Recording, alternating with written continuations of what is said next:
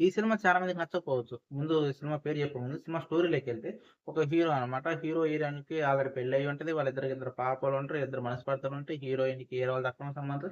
అయినా హీరోకి ఎలాంటి ఇబ్బంది ఉండదు. వాళ్ళతో మాట్లాడేదానికి ఒక బ్యాంక్‌కెళ్తారు. ఆ బ్యాంక్ హీరో ఏదో అనుకోని పరిస్థితిలో బ్యాంక్ రాబరీలో ఇరుక్కుంటాడు. అసలు హీరో దాంట్లో ఎందుకు ఇరుక్కుండు? అసలు హీరో అది చేపిచ్చిండా లేదా? అసలు మళ్ళీ లాస్ట్‌కి ఆ మనీ ఎక్కడ పోయింది? అసలు హీరోకి ఆ మనీకి సంబంధం ఏంటి? అని తెలుసుకునే దాని చుట్టే తిరుగుతుంటదనమాట. తన పిల్లలకి హీరోకున్న బాండింగ్, తన వైఫ్‌కి తనకున్న బాండింగ్ చెప్పినా కదా! మళ్ళీ ఈ సినిమాలో వెస్టర్న్ చేయాలనమాట. వెస్టర్న్ సాంప్రదాయాలు కనిపిస్తుంటాయి గానీ, మన ఇండియా నేటివ్‌కి తగ్గట్టే సినిమా ఉంటది. ఎలాంటి అసభ్యకరమైన సీన్స్ ఉండవనమాట.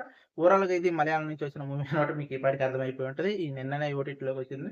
'నోబడి' పృథ్వీరాజ్ సుకుమారన్ గారి మూవీ అనమాట. డెఫినెట్‌గా ఈ సినిమా హాల్‌లో మన తెలుగులో రిలీజ్ కాలేదనుకుంటా.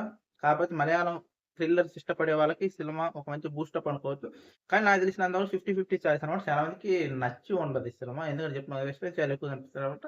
దాంతో పాటు సినిమా బావుంటది. స్క్రీన్ ప్లే గాని, కొన్ని కొన్ని డైలాగ్స్ గాని సినిమా చాలా అద్భుతంగా అనిపించే సీన్స్ కూడా చాలా బావుంటాయి. తర్వాత ఏదని చెప్పిన వెస్టర్న్ స్టైల్ ఇంకోటి సినిమా అక్కడ కొన్ని కొన్ని అంటే రొటీన్‌గా వెళ్ళే ప్లేస్‌మెంట్ ఉండదు ఇది. డిఫరెంట్‌గానే ఉంటది. చాలా మందిరైతే హాలీవుడ్ రేంజ్ అంటారు. హాలీవుడ్ ఛాయలు ఇష్టపడుతుంటారు.